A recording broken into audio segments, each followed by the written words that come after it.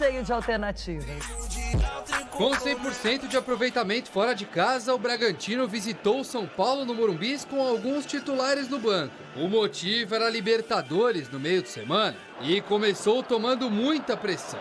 Logo com 1 minuto, Ferreirinha obrigou Lucão a trabalhar. A resposta do Braga veio quando finalmente conseguiu marcar e recuperar a bola no campo de ataque.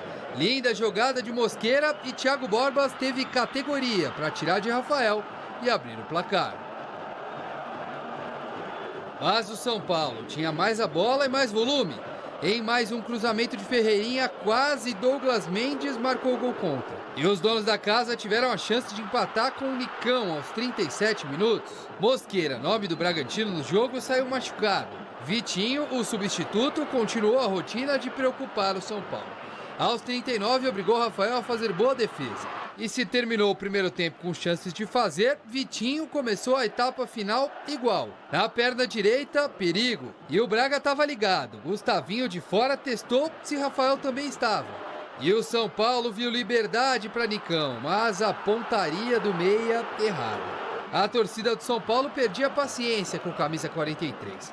Isso porque aos 11 ele perdeu quase da entrada da pequena área. Muito mérito tem que ser dito do goleiro Lucão. E aí lá vamos nós de arbitragem entrando em cena outra vez. No recuo errado de Pablo Maia, Arboleda chegou atrasado e Thalisson ia sair na cara do gol. O árbitro Vinícius Gonçalves Dias mandou seguir. E na sequência, Elinho deu um pontapé em Eric. Expulsão para ele. Só que com a ajuda do VAR, a Arboleda também recebeu o vermelho pela jogada anterior.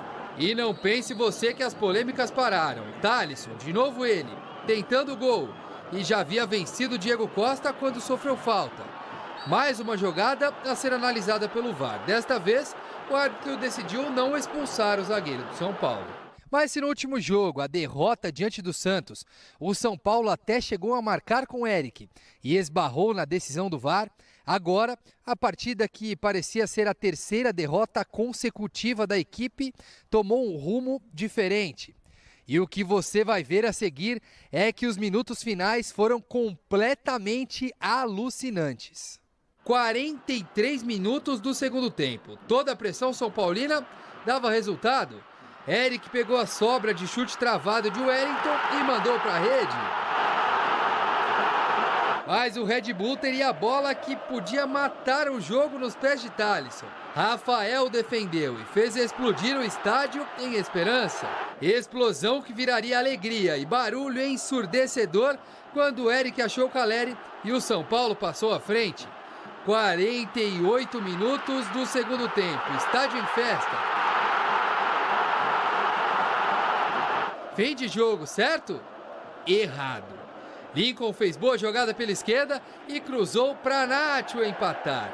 3 gols em 8 minutos.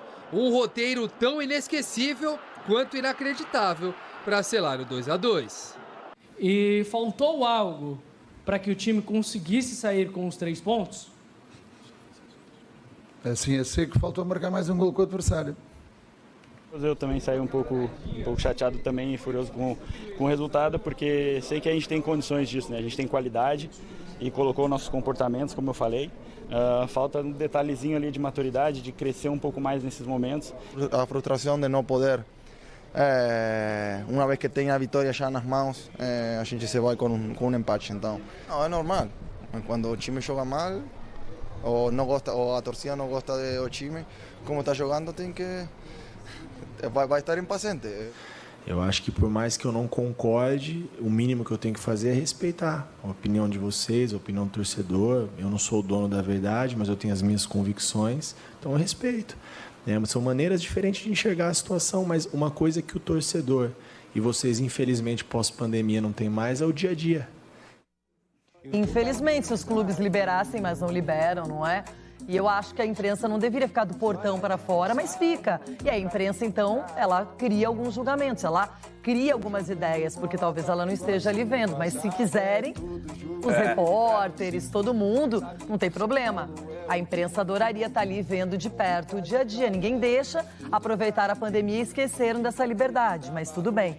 Eu só acho que a gente analisa os jogos, porque não analisa lá dentro o dia a dia. E os jogos do São Paulo, nos últimos 3, pelo menos, eles deixaram a desejar.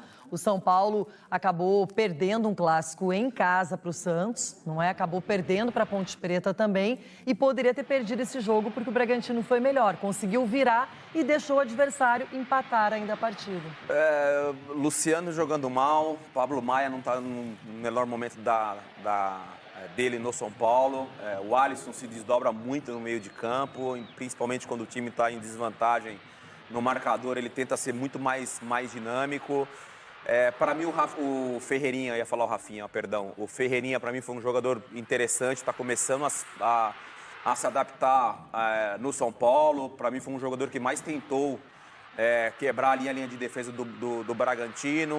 O Eric, quando entra no segundo tempo, entra bem. Aí vem um questionamento, que eu acho que é em cima da entrevista do Carpini, que demora para mexer no time, o time perdendo, coloca já a velocidade no jogo, ele espera bastante no segundo tempo para fazer as modificações, tanto é que o Eric entrou mais uma vez bem, acabou fazendo esse gol, o Caleri mantendo a linha do Caleri, né? Você vê que ele marca um golaço, questionaram ali se tinha sido falta no Léo Ortiz ou não, para mim não aconteceu a falta, o Caleri foi muito inteligente em antecipar a jogada e fazer esse golaço, e a partir daí o São Paulo tem que ser inteligente no jogo. O São Paulo não pode, depois que jogando mal pra caramba o jogo, o Bragantino foi muito melhor o tempo inteiro com o time reserva do que o São Paulo, mas aí quando você faz o gol, quando o Caleri faz o gol ali, você não pode perder mais o jogo, e aí faltou atenção pro São Paulo.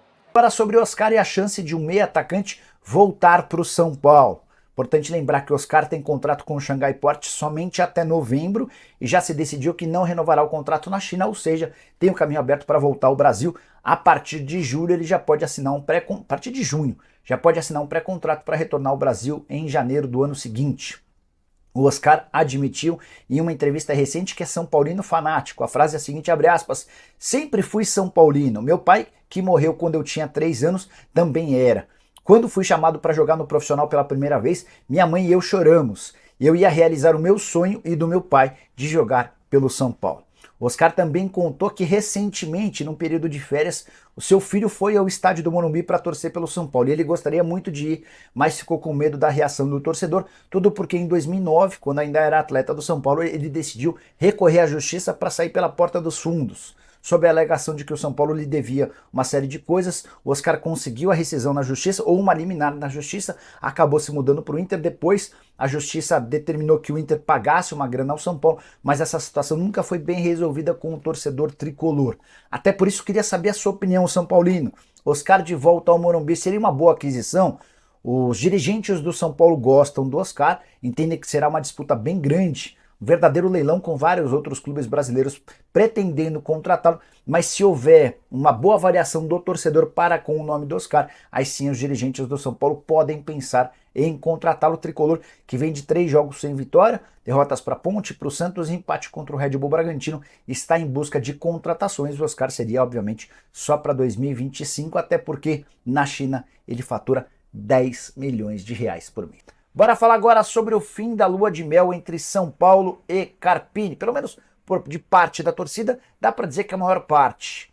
O Morumbi recebeu ontem 44.756 pessoas para assistir o que seria a recuperação do São Paulo depois de derrotas para a Ponte Preta em Campinas e para o Santos dentro do Morumbi. Mas o Tricolor empatou com o Red Bull Bragantino. Red Bull que poupou vários dos seus titulares, ainda saiu na frente. São Paulo conseguiu a virada com gols no final. O Eric, que foi para mim o grande destaque do São Paulo, marcou o gol de empate aos 88 e o Caleri fez 2-1 aos 93, mas o São Paulo acabou levando um empate aos 96, gol do La Quintana. E o empate contra os reservas do Red Bull Bragantino, com essa característica, com essa condição, vencendo por 2-1 no finalzinho, irritou demais a torcida tricolor, que culpou o Carpini, ou estabeleceu o Carpini como grande responsável pelo tropeço.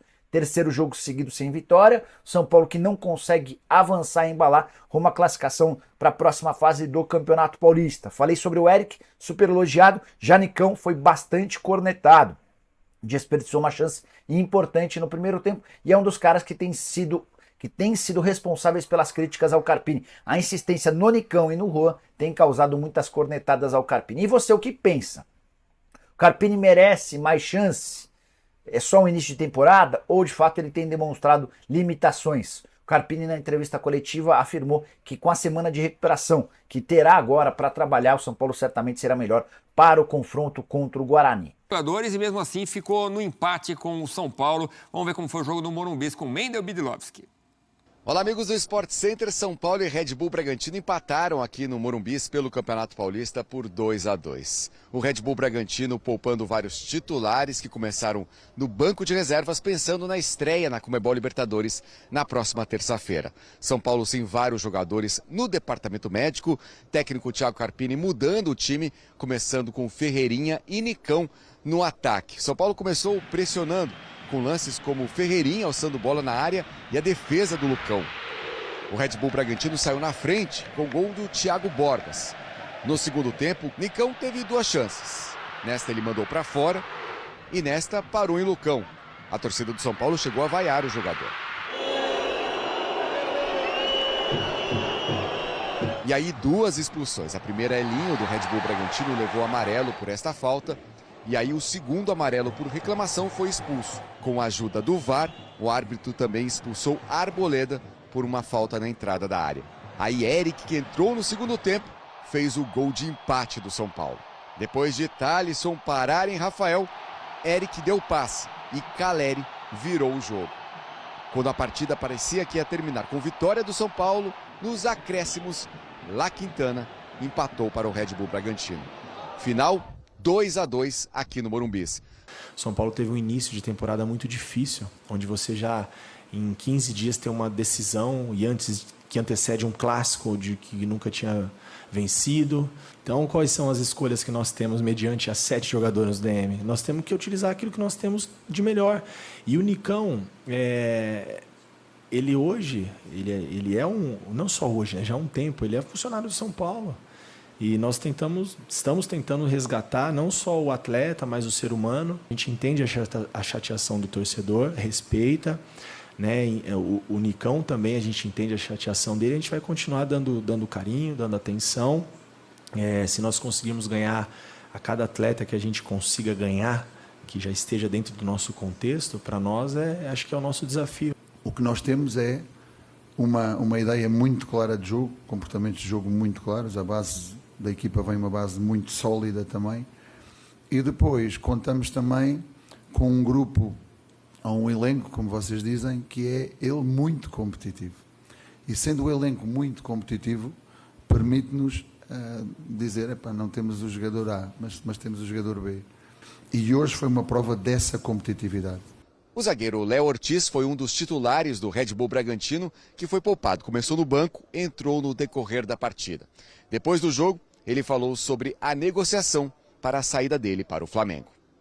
Bom, como eu falei, eu respeito muito a camisa do Red Bull Bragantino e vou honrar até o final. Enquanto eu tiver contrato e nada tiver resolvido, eu vou jogar e vou dar meu sangue. Não vou em nenhum momento desmerecer o clube por causa disso. E o comprometimento sempre vai ser com o clube que eu estou jogando agora. Mas as pessoas que controlam a minha carreira, meu staff, minha irmã, meu empresário, eles sabem da minha vontade. Os clubes também sabem da minha vontade, do que eu quero. Mas as coisas espero que as coisas andem, mas enquanto isso eu vou estar honrando e jogando normal pelo Red Bull Bragantino. O Red Bull Bragantino volta a campo na próxima terça, estreia na Conmebol Libertadores contra o Rio Negro Águilas da Colômbia. O São Paulo enfrenta o Guarani no domingo que vem pelo Campeonato Paulista sem a dupla de zaga que entrou em campo contra o Red Bull Bragantino.